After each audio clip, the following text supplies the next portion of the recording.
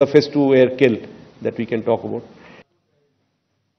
आज रक्षाबंधन सण देशात आनंदात साजरा होतोय, मात्र दुसरीकडे नाशिकमध्ये बिबट्याच्या हल्ल्यात मृत्यू झालेल्या लाडक्या भावाला शेवटची राखी बांधून ओवाळून बहिणीनं त्याला अखेरचा निरोप दिला। हा क्षण बघताना अनेकांच्या अश्रूंचा बांध फुटला, तर काही जण स्तब्ध झाले। भावना काय व्यक्त कराव्यात, कुणाशी काय बोलावं हेही उपस्थितांना समजत नव्हतं। नाशिकच्या वडनेर गावाजवळील शेतात राहणाऱ्या किरण भगत यांच्या 3 वर्षाच्या आयुषला बिबट्यानं घराजवळून उचलून उसाच्या शेतात नेऊन ठार मारलं। रात्री 3 तास शोध घेतल्यानंतर या चिमुकल्याचा मृतदेह कुटुंबियांच्या हाती लागला। आज संपूर्ण वडनेर परिसर शोकसागरात बुडाला होता। चिमुकल्यावर आज अंत्यसंस्कार करण्यात आले, मात्र त्याआधी श्रेयानं या बाळाच्या हातावर राखी बांधली, भावाचे लाड केले आणि त्याला अखेरचं ओवाळत सर्वांनी या बाळाला निरोप दिला। वडनेर दुमाला या भागात बिबट्याचा वावर अनेक दिवसांपासून आहे।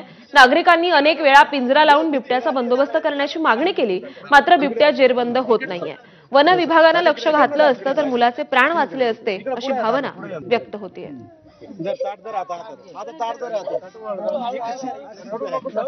काल ज्यावेळेस मी तिथं 7:30 ते 7:45च्या दरम्यान गेलो, ते माझे नातेवाईक लागतात आणि ती मुलगी पळत आली की दादा गेला, दादा गेला, दादा कुठे गेला। मग तिला म्हणलं रडू नको, आपण बघूया।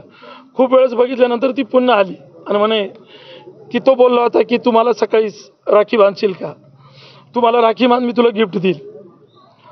आणि ती रडत होती आणि ती रात्रभर रडत होती। म्हणून सकाळी त्याची शेवटची इच्छा म्हणून आपण त्याला बहिणीला ओवाळायला लावलं आणि राखी बांधायला लावलं।